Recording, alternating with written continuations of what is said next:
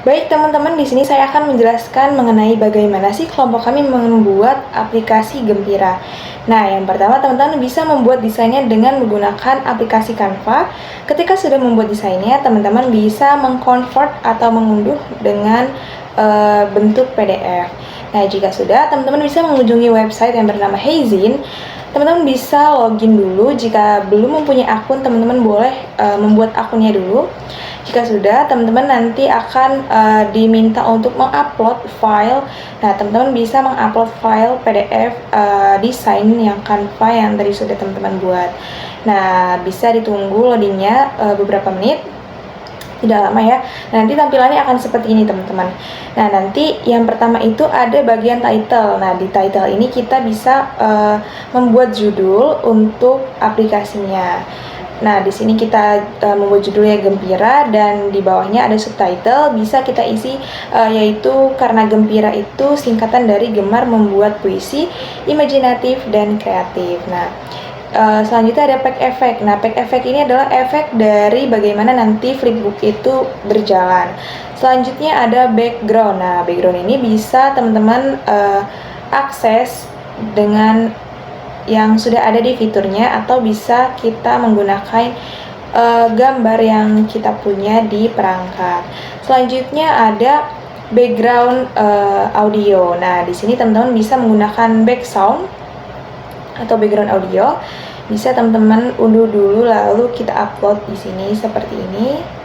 Ya, nah jika sudah, nah teman-teman bisa memilih untuk di pack mulai dari halaman berapa sampai halaman berapa background audio tersebut bisa diputar. Nah, di sini saya memilih untuk dari pack 2 atau halaman 2 sampai terakhir. Nah, selanjutnya kita akan lanjut ke interaction yaitu edit mode. Yang pertama ada link. Link ini bisa kita gunakan untuk membuat bagaimana nanti kita klik suatu elemen dan nanti akan muncul di halaman mana aja. Oke, di sini saya akan coba untuk di play.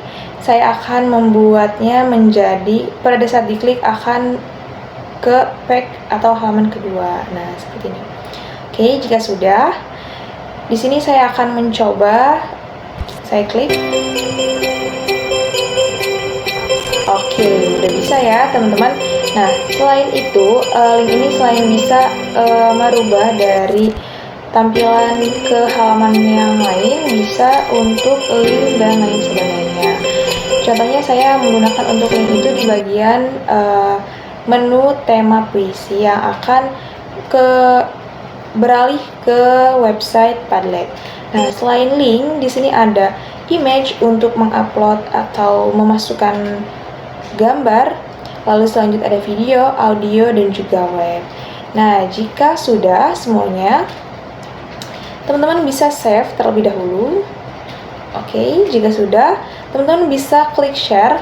Lalu nanti di sana ada link, email, web, sosial, download, dan juga QR code.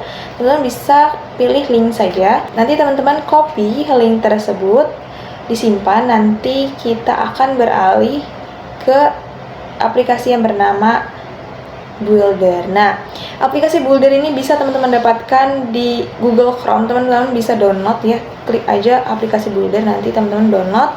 Jika sudah, nanti tampilannya akan seperti ini, teman-teman. Jadi nanti di sini ada 3 yang akan kita masukkan. Yang pertama ada add title atau judul dari aplikasi. Kita tulis di sini aplikasinya Gempira.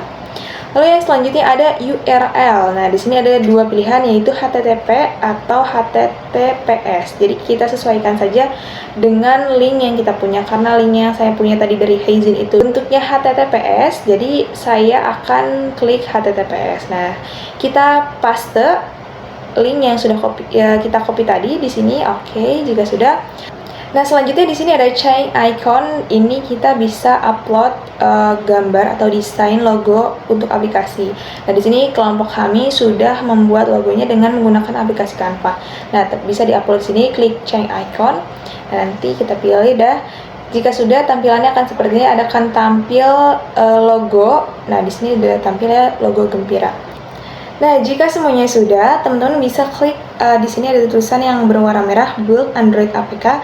Teman-teman bisa klik dan nanti akan kita download. Di situ akan muncul tampilan loading, teman-teman bisa tunggu saja sebentar. Jika sudah nanti ada tampilan finish, teman-teman bisa klik finish. Nah, nanti hasil aplikasinya akan muncul di perangkat teman-teman atau bisa teman-teman cek di bagian desktop.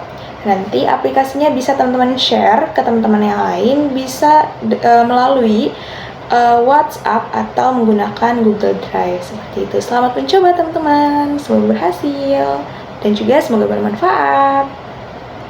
Oke, untuk selanjutnya di sini kita akan mengetahui cara membuat LKPD dengan media Padlet. Nah, untuk penggunaan di smartphone itu bisa langsung saja buka Play Store dan mencari aplikasi Padlet. Setelah itu kita klik install. Nah, setelah diinstal langsung kita buka aplikasinya dan akan muncul menu login dan juga sign up. Nah, kita klik login menggunakan email yang akan kita gunakan. Setelah itu kita pilih yang gratis. Selanjutnya di sana di dalam Padlet ini terdapat banyak template bahan ajar yang dapat digunakan. Setelah itu kita klik media yang papan kosong. Nah, nanti di sini kita pilih lagi formatnya yaitu dinding dan juga bagiannya itu yang aktif atau kolom supaya siswa dapat berkomentar di media Padlet ini. Di sini kita ganti judul sesuai dengan tema dari Flipbook Gembira ini, yaitu tentang ayo menulis puisi. Nah, di bagian satu ini ada titik 3, kita klik saja di sana dan diubah judulnya. Diubah judul ini tuh sesuai dengan tema puisi yang akan dipelajari oleh peserta didik. Salah satu contohnya itu kita mengambil tema yaitu tentang lingkungan masyarakat. Nah, kita masukkan gambar. Setelah itu kita berikan perintah apa saja yang harus dilakukan oleh peserta didik dan kita memberikan sebuah pertanyaan pemantik supaya peserta didik dapat berimajinasi dengan gambar tersebut. Supaya makin menarik, di Padlet ini kita ubah wallpapernya sesuai dengan tema dari Flipbook Gembira. Oke, baik, selanjutnya itu mengenai cara penggunaan aplikasi Flipbook Gembira ini dan ada menu apa saja yang terdapat di dalamnya. Yang pertama tentunya kita harus membuka aplikasi Flipbook Gembira ini. Oke, kita buka dulu ya. Nah, setelah terbuka kita lihat gitu ya, di sana ada Fly Now gitu ya. Nah, kita klik Fly Now, kemudian kita bisa melihat di sana ada beberapa menu. Yang pertama ada CP dan TP, kemudian ada materi puisi, kemudian ada bagaimana cara membuat puisi, dan juga ada tema puisi. Nah, selain itu ada juga beberapa tombol yang bisa diklik. Yang pertama ada tombol next, kemudian ada juga tombol kembali gitu ya.